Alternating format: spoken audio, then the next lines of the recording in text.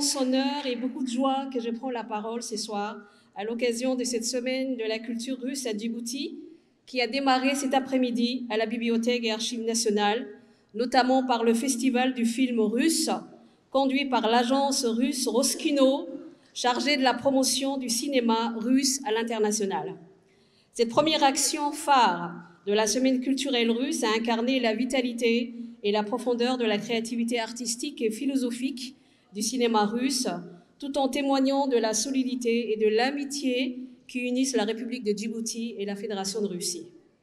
Cette belle réussite découle du cadre du protocole d'accord culturel qui unit nos deux pays, document fondateur traduisant notre volonté commune de promouvoir la coopération dans les domaines des arts, de l'éducation, du patrimoine et de la formation, surtout dans les secteurs des ICC. À ce sujet, je souhaite également dire que Djibouti a participé au plus haut niveau à plusieurs événements culturels internationaux organisés par le ministère de la Culture de la Fédération de Russie.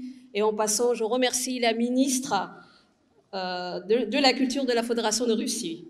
Ces engagements témoignent de notre détermination à favoriser les échanges interculturels, encourager la créativité et faire rayonner la diversité culturelle sur la scène mondiale.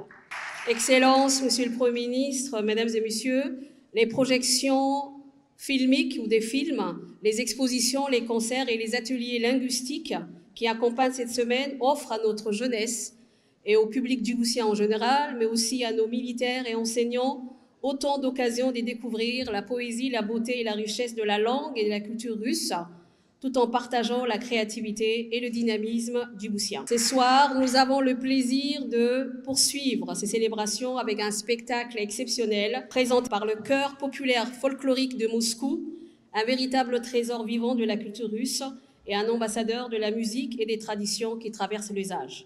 La musique, les chants et la danse ne connaissent pas des frontières. En effet, la culture est une langue universelle qui unit. Elles sont des instruments puissants de dialogue, de compréhension et d'amitié. En accueillant les chœurs populaires de Moscou, Djibouti réaffirme sa volonté de promouvoir les échanges interculturels et de renforcer les liens humains qui unissent nos nations.